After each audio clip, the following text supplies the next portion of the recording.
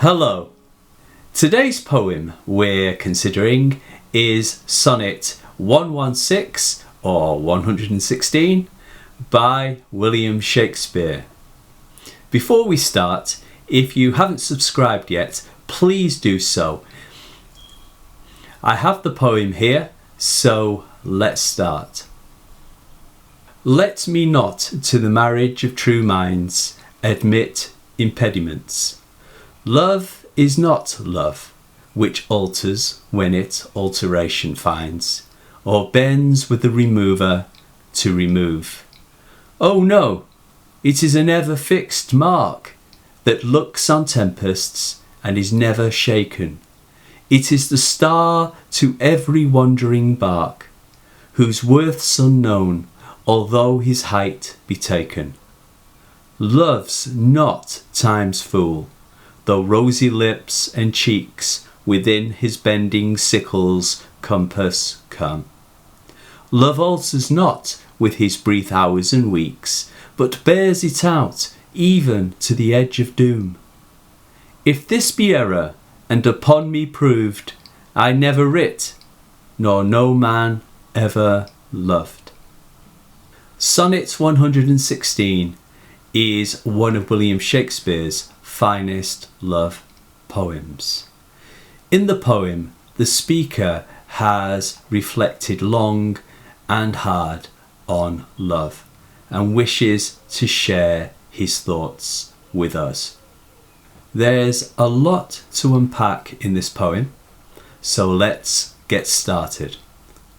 The speaker tells his lover that he doesn't accept that anything can come between two people who genuinely love each other.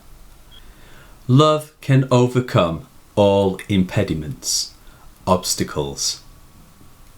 He says true love doesn't alter when confronted by change, or bends, gives in to any force that tries to end love. The speaker believes love is constant and exclaims, "Oh no, it is an ever fixed mark." In line 6, the speaker states love can brave the worst tempests, storms. The speaker uses metaphor and compares love to a star that helps a bark, ship, navigate safely during perilous sea voyages. He argues love is beyond measurement, its worth unknown, although its power, height, for good, is clear. The star to which the speaker alludes is the planet Venus, also known as the morning or evening star, and it is associated with the Roman goddess of love, Venus. Venus shines so brightly that it is the first star to appear in the sky after the sun sets, or the last to disappear before the sun rises, and a symbol to the speaker of constancy throughout time. In line 9, the speaker employs personification, giving love and time human qualities. He states that love is not time's fool. Fool here is used like a servant, such as a jester is to a monarch.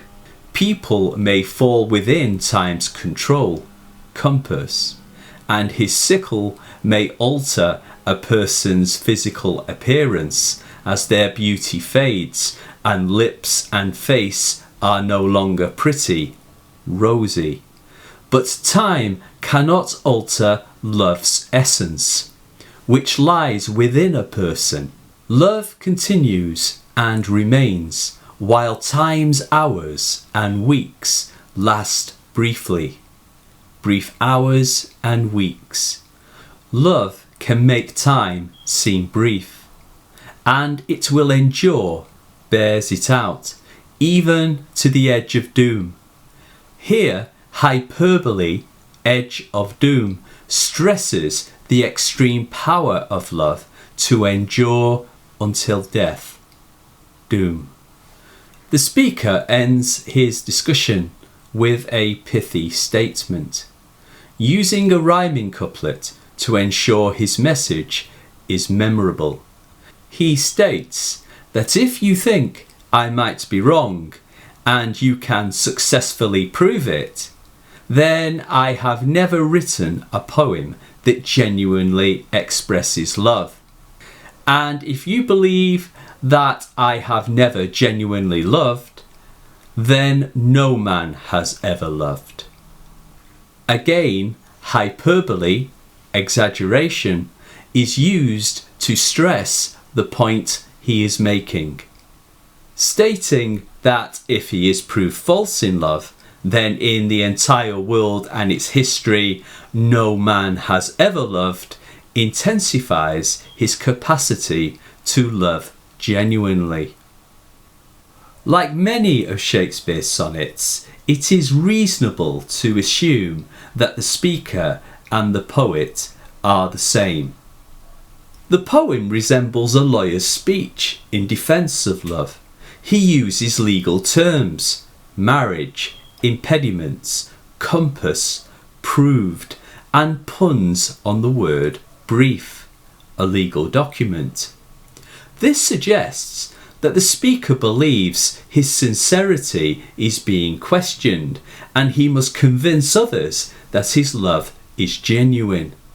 Or perhaps his lover no longer wishes to continue their relationship, perhaps because of powers beyond her control. And he reminds her that real love does not stumble at the first obstacle, but can overcome everything in its path. In this second reading of the poem, the speaker's tone may be considered preachy. Similar to a legal argument, the poem is measured, and the vaulter at line 9 continues his reasons in support of love's power to endure, and, like any legal speech, ends powerfully and memorably through hyperbole. Nor no man ever loved. Although I've just used the word she, this might not be entirely accurate. If his lover is male, it makes sense why there may be an impediment, a legal obstacle to getting married. It is also disputed whether Shakespeare is addressing the theme of love universally or to a particular lover.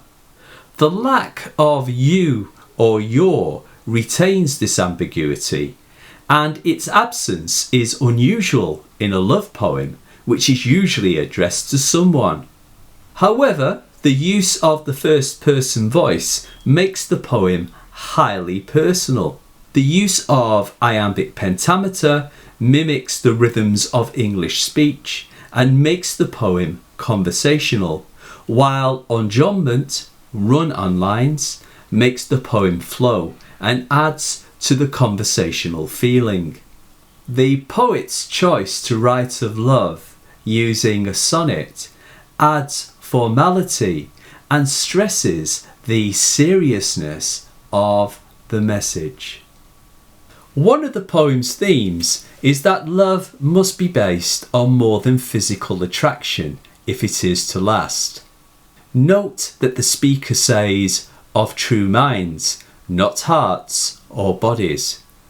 Also, Shakespeare uses marriage in the sense we are familiar with, getting married, but marriage here also means the intimate bond between two people, a marrying of two minds, people who complement each other, soulmates.